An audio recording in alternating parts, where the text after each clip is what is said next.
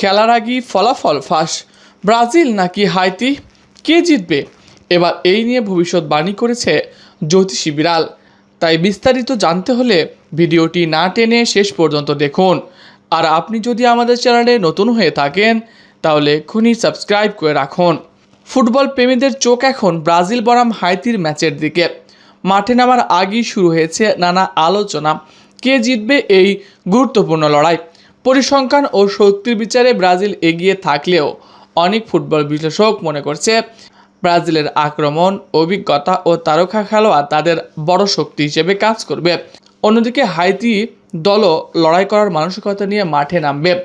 ইতিমধ্যে আপনারা এবারের বিশ্বকাপ দেখছেন টানটান উত্তেজনাপূর্ণ। এখানে কোনো ছোট দল হিসেবে কেউ প্রকাশ করছে না, সবাই বড় দলকে চমক দিয়ে দিচ্ছে।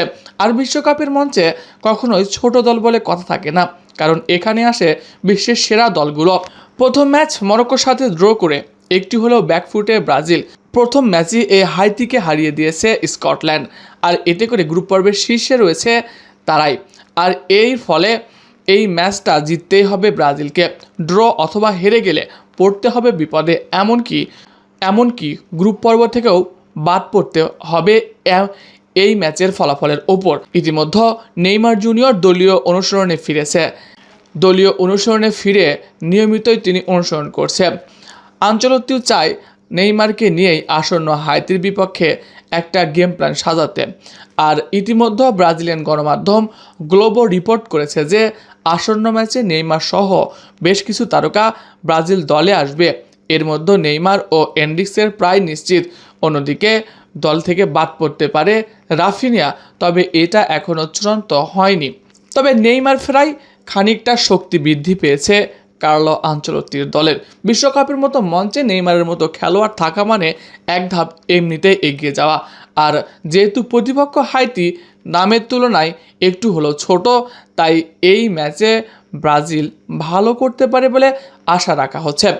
এই নিয়ে ব্রাজিল ভক্তরা বেশ উচ্ছ্বাসিত, কেননা আর্জেন্টিনা তাদের প্রথম ম্যাচে 3-0 গোলে জয় পেয়েছে এবং তাদের ফেভারিট খেলোয়াড় লিওনেল মেসি কিন্তু হ্যাটট্রিক করে পুরো বিশ্বই জানান দিয়েছে তিনি বিশ্বকাপ খেলতে এসেছেন আবারও চ্যাম্পিয়ন হতে।